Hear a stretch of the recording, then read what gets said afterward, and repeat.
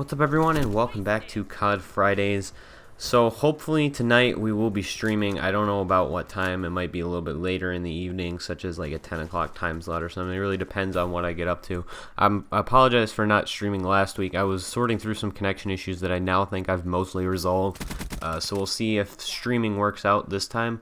I will post a video when I do go live, though. So that's not what I wanted to talk about this video. I wanted to talk about the Kobe spectacle. So Kobe Bryant retired the other night, or last night, I guess. The other night. By the time this is posted, I'm recording this on Thursday afternoon, and I understand that Kobe is I acknowledge that Kobe is one of the 10 greatest players ever to play. But I do think that overshadowing the 73-win Warriors was a little ridiculous. Just because he scored 60 points in a meaningless game. That was obviously, it was the final game of his career, but he wasn't playing for anything. It wasn't like he was Peyton Manning playing in the Super Bowl or anything. So I thought it was a little ridiculous that we were paying more attention to him scoring 60 than the fact that the NBA wins record was just broken, or plenty of other things that were probably going on last night.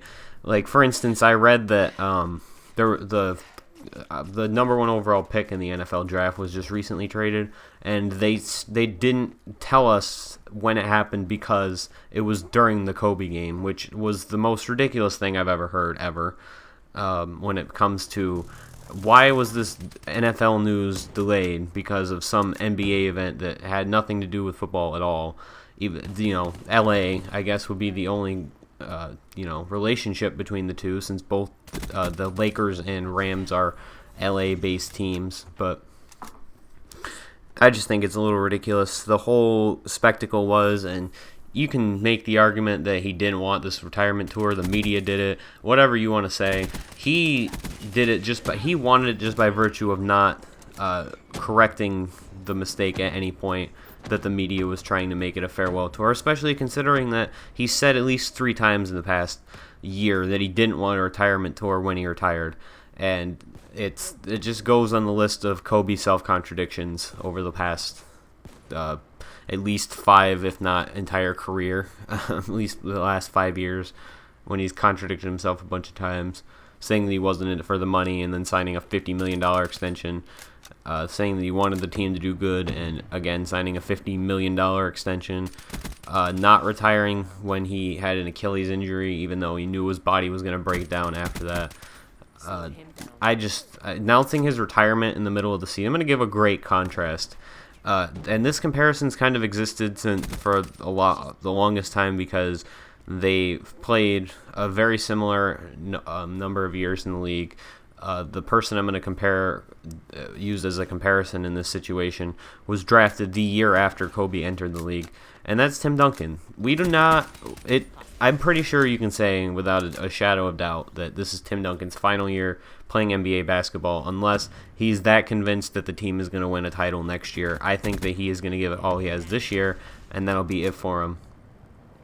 But at the same time, he's not announcing what either way. We're just speculating. It's an assumption, yes, but it's all based on what we think as a collective people, that Tim Duncan is going to retire this year. But he didn't announce it in the middle of the year to detract from the fact that his team won a bunch of games, and it might be the last time that fans can see Tim Duncan.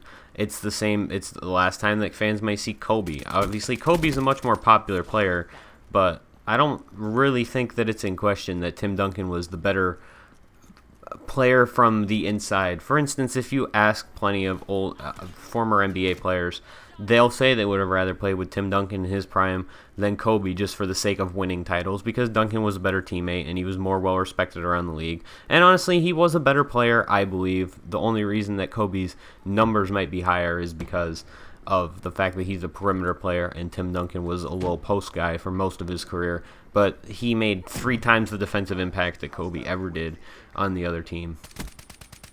And he's I believe the best teammate in NBA history, or the best team player in NBA history, just from all accounts, maybe other than Magic.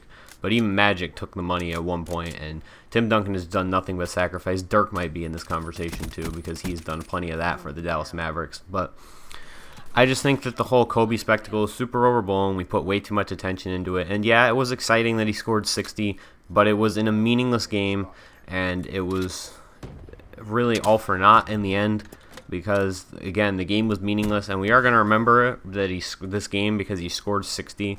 But it was against a team that was eliminated from the playoffs earlier in the day, that had nothing to play for, that was not going to play super hard on defense because they didn't want to risk an injury to a player that might be important to them the next season. And I just think that in a game where it was happening at the same time as a record-setting team was playing a record-setting game, and we're paying more attention to a team that won 15 games and a team that won 40 games at the time, to just because, yeah, it's Kobe's last ride. It's been Kobe's last ride all season, and you could have known that without him announcing it. He didn't have to turn it into a public affair. And again, I'll go back to, you can say that he didn't want this all you want, and you can try and make it an argument, but the fact that he announced it in the middle of the season, knowing that people were going to make it a big deal, just shows me that he had it within a frame of mind that people were going to give him a retirement tour. And if he didn't want it, if he truly didn't want this retirement tour that they gave him, he would not have announced that he was retiring because he knew what was going to happen. So that ends my Kobe rant. I was going to save it for the pod.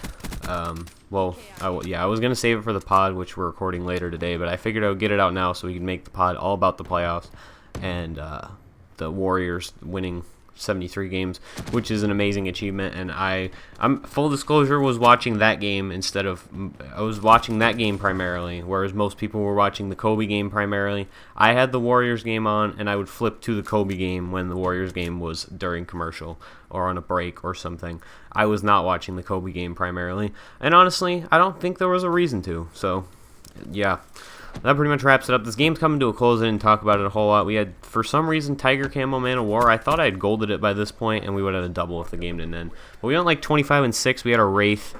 We did some stupid campy things because it's Redwood. So, and this was a solo game too. So it kind of fit the whole theme of I'm the only person who has this opinion with the Kobe rant. So that's going to do it. Thank you guys for watching. Hope you enjoy it. And stay tuned for more COD Fridays next Friday. Stay tuned later in the day also for a stream announcement if there is one. So you can come over to twitch.tv and hang out in the stream while we play some Black Ops 4 Double XP Weekend. So see you then.